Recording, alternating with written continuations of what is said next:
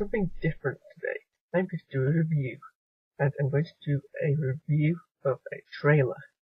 In fact, two trailers, the two Doctor Who trailers for Series 7. Now, normally I would do this review wearing this hat, because I really like this hat.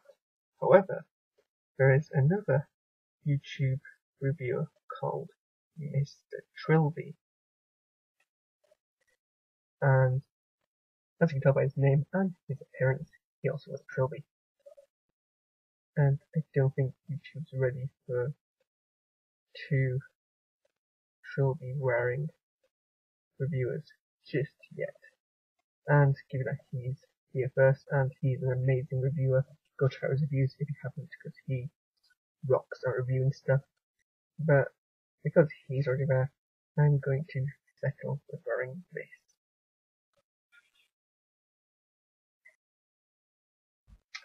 So let it be known that Imagine Media has officially copyrighted the concept of wearing a gondolier costume whilst making reviews. So without further ado, let's begin the review.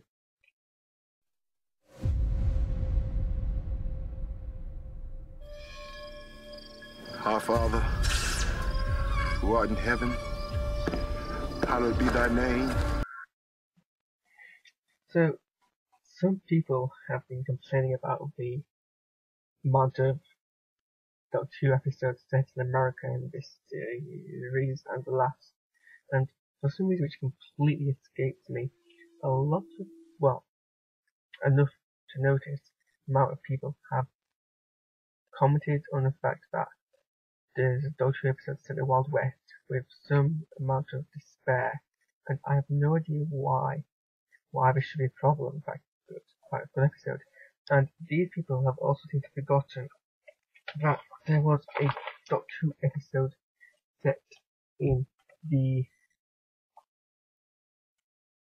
first Doctor Who episode, which was also set in the Wild West with William Hartnell, which, as I understand it, was quite a well done episode, as are most of Doctor Who.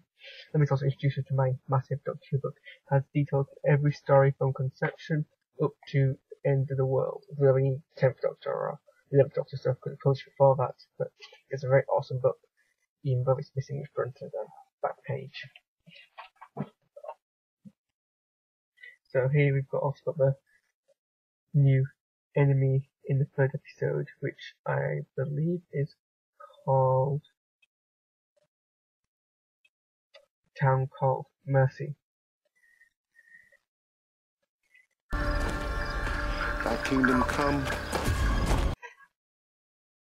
And here we see the Doctor in apparently some sort of high noon duel with the enemy.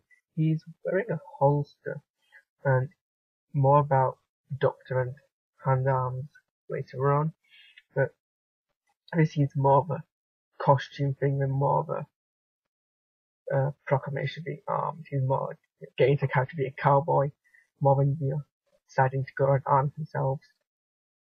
Thy will.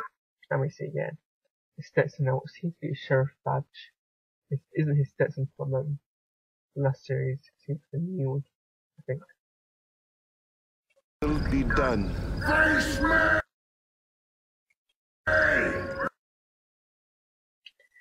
Okay, in this we see a clip from the second episode, Dinosaurs on a Spaceship, and from left to right we can see, from what I've read, apparently this is a story written by Chris Chanabal of Torchwood fame, and when he's told to do an episode set on a spaceship, he says that the Doctor picks up a group of people from around time to help him on this journey. So he's got an Edwardian explorer played by Rupert Graves, who most of you should know as D.I. Lestrade from the Sherlock series. So I'm quite buzzed about that because all the actors in the Sherlock series are just awesome. Then we've also got of course, Karen Gillan and Arthur Darvill playing Amy and Rory Pons. And we've also got Mark Williams. You'll see a more clearer image of him later, playing Brian Williams, which is Rory's dad. So we've got a Harry Potter actor as well, and Harry Potter actors are also awesome. And then we've got Rhiannon Steele, who I have never heard of before, and apparently isn't well enough known to be in Wikipedia, but she's playing Queen Nefer, I'm going to mispronounce it, but Nefertiti, or something like that. But basically, she's, as you can tell by her dress, an Egyptian queen. And what don't feel about explosions and winning. Here is a more clearer image of Mark Williams as Ryan Williams.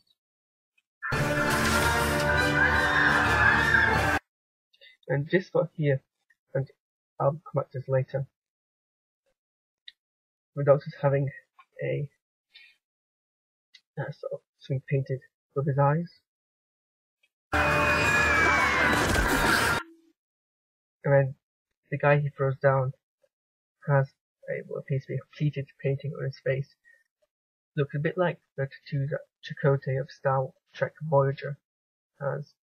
I'm not sure what the relevance of these paintings are, but obviously this face paint is going to have some relevance to plot. And here you see the Doctor holding a revolver. Now, it's a big deal when you see the Doctor holding a handgun, because although he's a pacifist that some people misconceive him as, and although he isn't completely against weapons, as some of his episodes have portrayed him as, it's still a big thing when he himself is actually physically pointing a weapon at somebody. I know he's done it quite a few times in the classic series, but even then it was rare. He mostly uses on ingenuity, and in the new series it's been used a couple of times. Every time it's been used, it's been because of something big. First time I think he used a weapon was in Dalek, the Ninth Doctor. This is when he saw the first Dalek before he'd wiped them all out after last Great Time War. So that was a big deal for him. You could see from the episode he was boiling to the top with anger. The next one was in the Doctor's daughter, when he used Cobb's weapon and pointed it at Cobb for apparently killing Jenny. And that was another moment where he was absolutely infuriated, because for all chances of travelling with someone like him was now ruined. So after that was the end of time, and we all know what happened at the end of time. I don't even need to go into there. And then the next time is Flesh and Stone, where we see the Doctor in that awesome part where he tells, sorry, not Flesh and Stone, Time of Angels, where he basically tells us and angels that one thing they should never ever put in a trap. And that was a very awesome scene. So, if anything, that's one moment to look out for, and hopefully it won't disappoint. You've clearly been taking stupid lessons since the last song. Now, what Amy does there is what in military parlance is called a negligent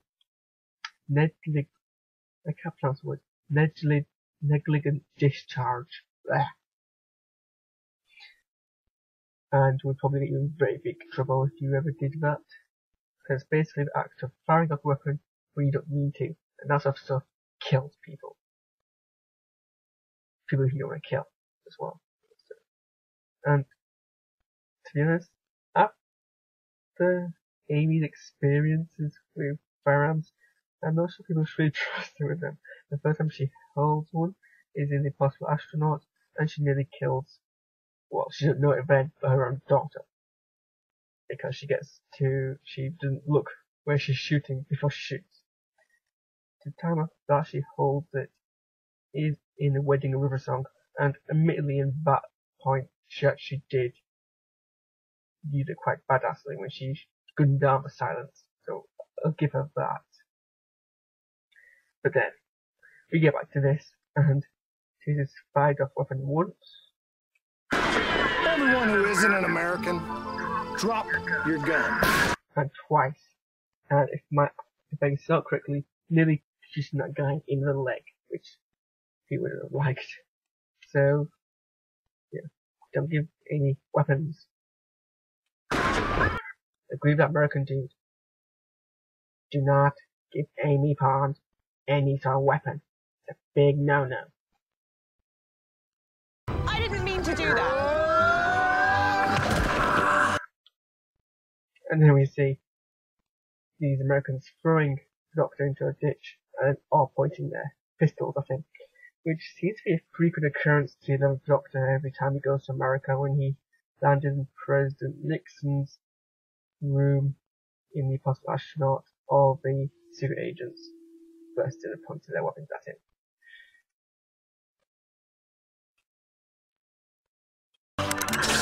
Anachronistic electricity, keep out signs, aggressive stares. Has someone been peeking at my Christmas list? And here we see David Bradley, who you should also know from Harry Potter fame as Argus Finch, playing the character called Solomon, flanked by two robots who we'll see later, and also attacking the Egyptian queen, I can't pronounce the name of. But yeah, I'm quite excited about the next series based on the actors in it alone. We've got Rupert Graves, we've got Mark Williams, we've got David Bradley. I mean, the best British actors are either in Harry Potter, Doctor Who, or Sherlock. I mean, obviously there are awesome British actors, but if you're stuck for trying to find awesome British actors, just go to those three things and you'll find awesome British actors. Not that, you know, Britain has a shortage of brilliant actors. We have millions of brilliant actors.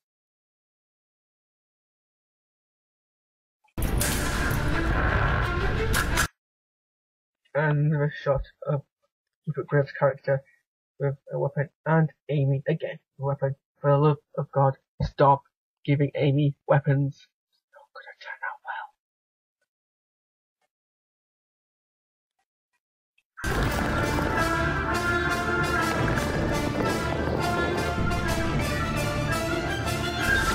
Give me a Dalek any day. And this seems to be a shot of the Doctor and a Dalek in snow from the season premiere episode Asylum of the Daleks, which we'll see more of in the next trailer.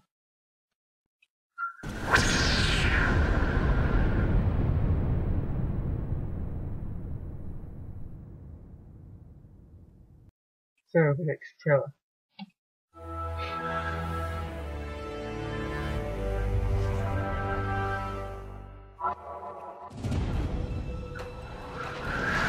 So this is a shot of a TARDIS flying from the Earth. And then a shot of Dalek saucers. So this is obviously a clip from the Asylum of the Dalek.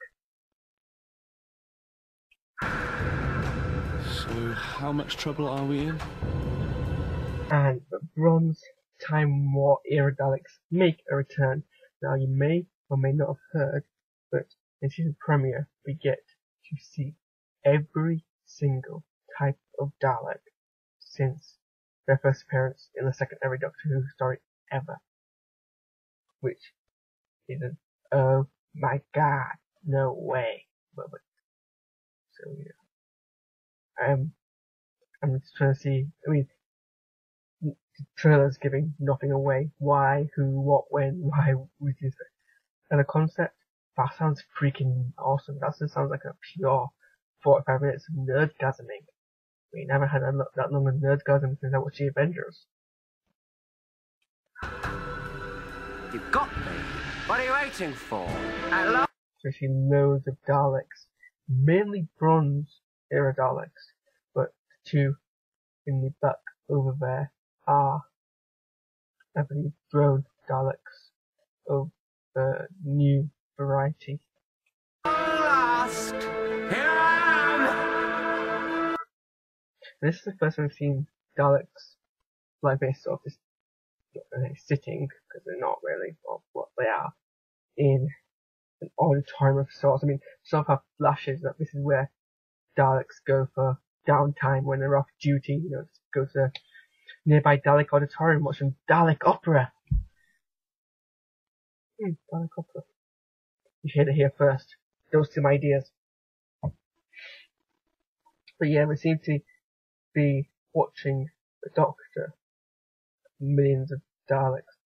And the Doctor doesn't seem completely at their mercy. He seems, the relationship between the Doctor and Daleks is interesting because even when the Doctor's completely harmless, the Daleks still fear him, and they've got good reason to. So he doesn't seem completely, you know, like this is the worst point to possibly be at. I mean, millions of Daleks. So what's the Doctor? And this seems to be some sort of spaceship heading for Earth. I believe this is from Dinosaurs episode, Spaceship, Dinosaurs and Spaceship. I believe if I've read correctly, the premise of the episode involves Doctor getting a warning that a spaceship is going to crash into Earth. Which, you know, keywords, spaceship, crash into Earth, dinosaurs, Earth shock, anybody? Now, is it me, or are those, I mean, I'm not sure which dinosaurs they exactly are, because I'm not a paleontologist, but at a glance I say they're Deinonychus, possibly. I mean, hopefully they won't. I suspect the episode might call them raptors, even though most raptors aren't that big, unless they're Utahraptors, or another variety, but what you usually see in Jurassic Park Primeval are more resembling Deinonychus than Velociraptor, for example, which are like chicken size. But yeah, those look rather primevally. I mean, I was thinking for one moment, well, I wasn't really thinking, I was joking myself, this could be Doctor Who Primeval crossover. But I don't think it's going to be. I mean, there's only so many ways you can portray a raptor or Deinonychus after all. So maybe it's just coincidence that they're similar, but they look rather primevally. You never know, maybe the episode concludes with an anomaly in the episode. Maybe. Dinosaurs on a spaceship. We're very cross with you. And then we see the two robots from the last trailer, who apparently have a sense of humor. And then here we see Graves cocking his weapon, apparently showing his guns to Queen, whatever his name is. And then we're in New York, and not New York, or the underground New York, or early 20th century New York. This seems to be modern New York. And if I remember correctly, this would be the Weeping Angels story. Apparently in New York. Today, I honour the victims first. Here's the Masters, the Daleks, all the people who died because of my mercy. That's the interesting line. Firstly, because the Doctor mentioned the Master to Amy. Amy hasn't met the Master yet, or as far as I'm aware, even knows who he is. So either he's just mentioning him on the top of his head, and Amy thinks nothing of it, or something's happened to bring him up to her. Him specifically is mentioned, and I mean, he is considered, after the Doctor and the Cybermen, to be the Doctor's next arch enemy. And also, something has happened to cause the Doctor to again be reminded of all the deaths he's caused, which is also a big thing. I mean, something that's happened in Journey's End, when Davros reminded the Doctor of all the death, people who died, sacrificed their lives for the Doctor, and that was a very powerful scene. of course helped by the amazing acting talents of David Tennant.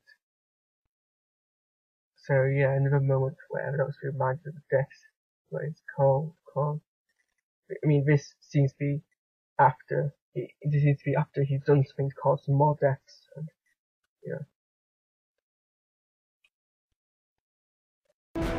See, this is what happens when you travel alone for too long.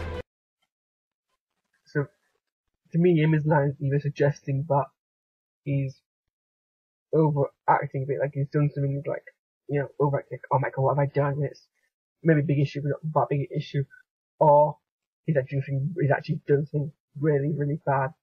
And then she channels Donna for a bit, mentioning to him, this is what happens when he travels alone. Apparently 10 months have passed since the last Doctor Who episode.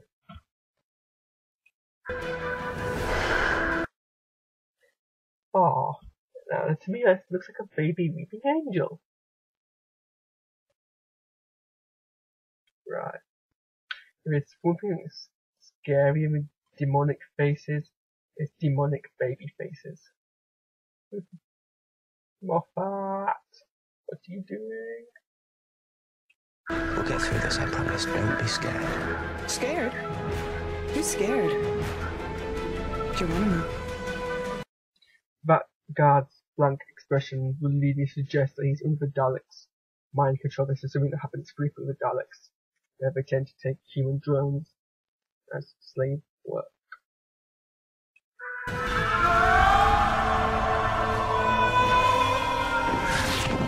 So the Daleks, after capturing the TARDIS crew, then sent down to ice planet for some reason. I know, I'm suspecting gladiatorial combat, I guess.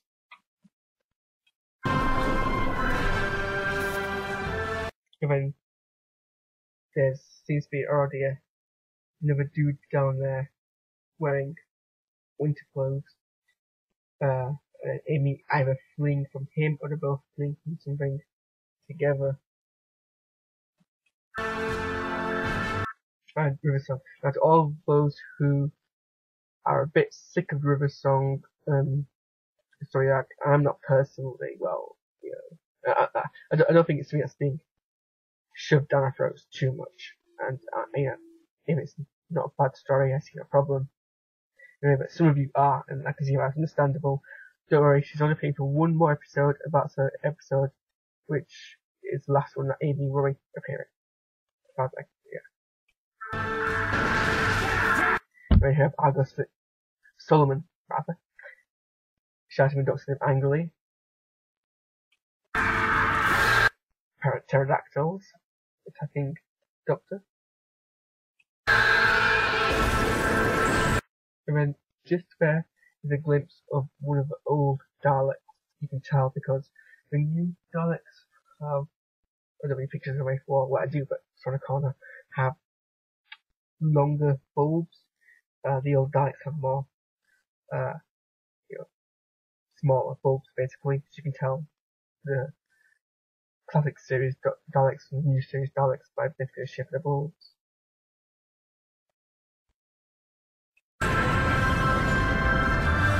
And then we have the Doctor riding a Triceratops.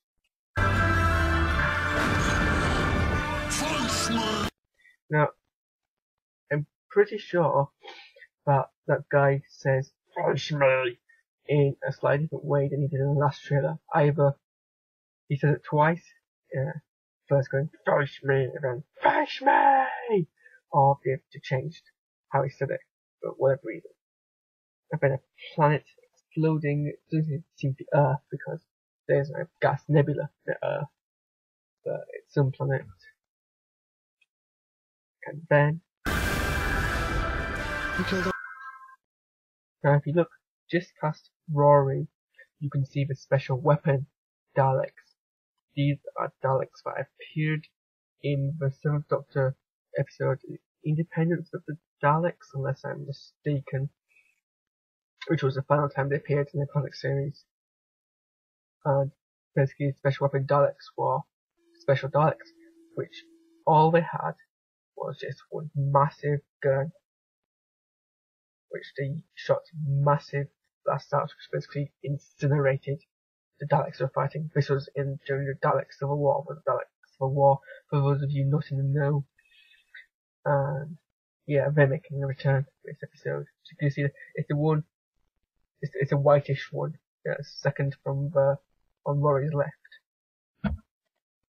The Daleks. And then there's carrying Amy for some reason. We don't know why yet. Who do you think? Those are Doctor Who returns this autumn on BBC One and BBC this One autumn. HD. This month. So yeah, that's like a couple of weeks now. So that was your return, and if those shows go by, I'm pretty sure the first couple of episodes are going to be awesome. I mean, if there's one thing Stephen Moffat can do, it is mind blown opening episodes, and I will be doing reviews of those episodes. They'll probably